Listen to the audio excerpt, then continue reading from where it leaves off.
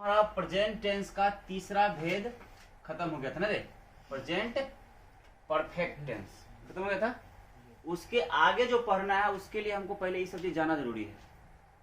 अगर कहीं पर संज्ञा रहे, संज्ञा नाउन कोई भी नाउन, संज्ञा के साथ का, के या की कुछ भी रहे और प्लस फिर से संज्ञा रहे, जैसे राम का भाई, सीता की बहन, तुम्हारी माँ, आपके पिता, हम लोगों का भाई है ना, हम लोगों का परिवार, ठीक है, वही है। संज्ञा प्लस का, के, की प्लस संज्ञा रहे और इसमें एक कंडीशन हो। कंडीशन क्या हो कि नोट में लिखे पहला कि यदि पहला संज्ञा सजीव हो, मतलब पहला वाला सजीव हो, लिविंग थिंग, सजीव, ठीक, और प्लस का, के, की में से कुछ भी रहे, अब प्लस दूसरा संज्ञा कुछ भी जाए, सजीव हो जाए चाहे निर्जीव हो जाए। बस समझे पहला कंडीशन क्या कहे हैं कि पहला संज्ञा सजीव हो प्लस का, के, की और प्लस दूसरा संज्ञा कुछ भी हो। जैसे राम का भाई तो राम सजीव है, का, के, की प्लस भाई। मोहन की किताब तो मोहन सजीव है, की किताब। सीता की माँ तो सीता सजीव है, की माँ।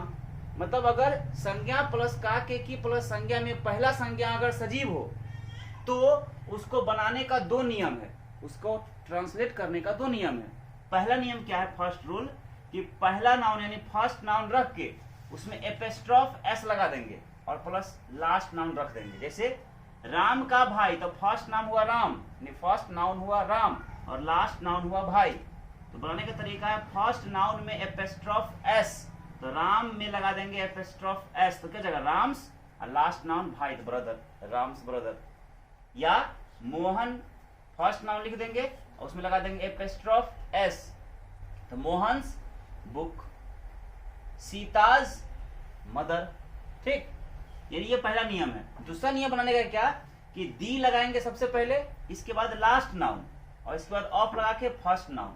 बात समझ में आया? पहले दी लगा के लास्ट नाउन और फिर ऑफ लगा के फर्स्ट नाउन। जैसे राम का भाई तो पहले दी लगा देंगे तो दी, तब लास्ट नाउन क्या है, भाई का brother, the brother of Ram, the book of Mohan, the mother of Sita. यानी दो नियम बनता है, यानी पहला नाउन अगर सजीव हो और दूसरा पहला नाउन सजीव हो और काके की के साथ संज्ञा कुछ भी है लास्ट में, तो उसको बनाने का दो तरीका है। पहला फर्स्ट नाउन रख के एपिस्ट्रॉफ एस लगा देंगे और सेकेंड लास्ट जो है, सेकेंड जो है उसको रख देंगे, यानी लास्ट नाउन रख देंगे। या नहीं तो दी लास्ट नाउन फिर ऑफ फर्स्ट नाउन, कोई दिक्कत?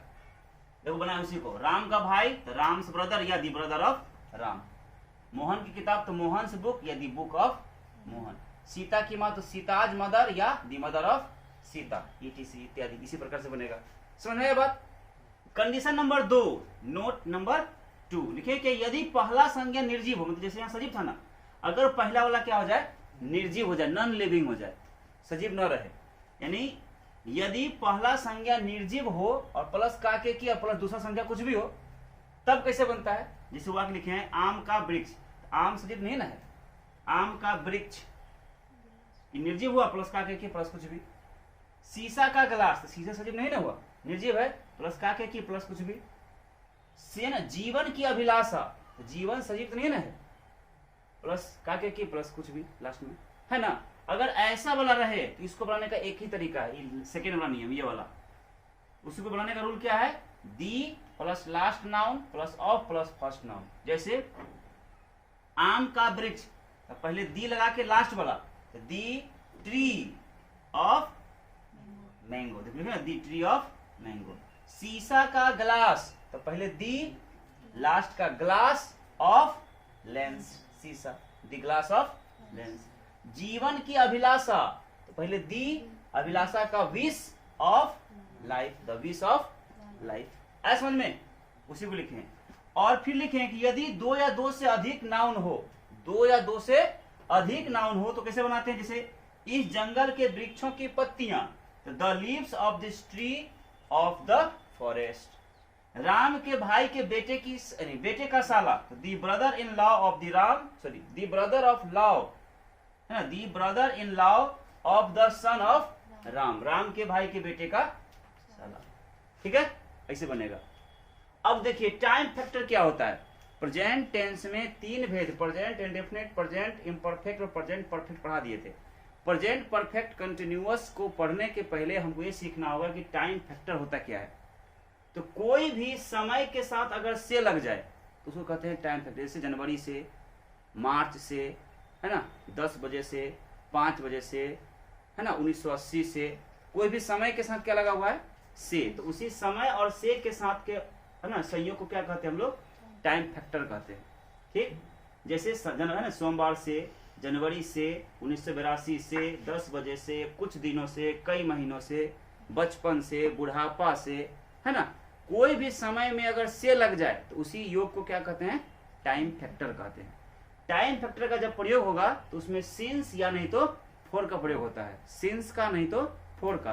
तो कहाँ करेंगे हम सिंस का प्रयोग और कहाँ पे करेंगे फोर का प्रयोग, वही लिखे हैं, यूज ऑफ सिंस, मतलब सिंस का प्रयोग। तो सिंस का प्रयोग जो करते हैं ना, वो निश्चित समय के लिए करते हैं, पॉइंट ऑफ टाइम के लिए, जो समय निश्चित हो उसके लिए हम सिंस का प्रयोग करते हैं। और जो समय क्या हो, अंतराल में हो, पीरियड ऑफ टाइम के लिए फोर का प्रयोग करते हैं। यानी पॉइंट ऑफ टाइम के लिए सिंस का प्रयोग करते हैं और पीरियड ऑफ टाइम के लिए फोर का प्रयोग करते हैं। सिंस का प्रयोग कहाँ कहाँ करते हैं, तो कोई भी अगर हमको ईयर्स दिखाना हो, कोई भी साल दिखाना हो, जैसे 1992 से, 1918 से, 83 से, 2005 से, 2010 से, 2008 से, 2020 से, जो भी कोई भी साल का रहेगा और उसमें से लगल रहे, तो इसमें किसका प्रयोग होगा, ऐसा रहेगा तो सिंस का प्रयोग होगा। कोई भी महीना का नाम रहे, 12 महीना होता है ना, 12 को में से कोई भी महीना का नाम रहे और उसमें अगर से लग जाए तो उसके साथ किसका प्रयोग होता है, सिंस का। डे, कोई भी दिन, सप्ताह का 7 दिन होता है ना, 7 में से कोई भी दिन रहे अगर उसमें से लगा हुआ है तो उस टाइम के लिए किसका प्रयोग होता है, सिंस का। फिर लिखें डेट, कोई भी तारीख हो, जैसे 4 जनवरी, 5 अगस्त, 22 मार्च, कुछ भी तारीख दिखा रहा है और उसमें से लगा हुआ है तो उसमें क्या प्रयोग होता है, सिंस का। कोई भी समय दिखा रहा हो, टाइम, 10 बजे से, 1 बजे से, 4 बजे से, 5 बजे से, 7 बजे से, 9 बजे से, अगर समय के साथ से लगल है तो उसमें क्या प्रयोग होगा, सिंस का। और सिर्फ बचपन रहे, बुढ़ापा, सुबह, शाम इत्यादि अगर रहे उसमें से लगल है तो क्या रहेगा, सिंस का प्रयोग। ये सब हुआ सिंस का प्रयोग करने का जगह। अब देखो फोर दो जगह होता है। पहला फोर का लिखा यूज ऑफ फोर, यानी फोर का प्रयोग, तो समय का अंतराल मतलब पीरियड ऑफ टाइम में फोर का प्रयोग होता है। सबसे पहला क्या कि रियल नंबर प्लस समय से, यानी कोई भी गिनती की संख्या रहेगा और उसमें समय से लगल रहेगा। जैसे 4 वर्षों से, तो 4 क्या गिनती की संख्या है, वर्षों से। अब यहां मत बोलना 4 जनवरी से, तो 4 जनवरी तारीख दिखा रहा है और यहाँ पे क्या है, 4 वर्षों से, तारीख थोड़ी है, तो गिनती की संख्या प्लस समय से, इसमें फोर का प्रयोग होगा।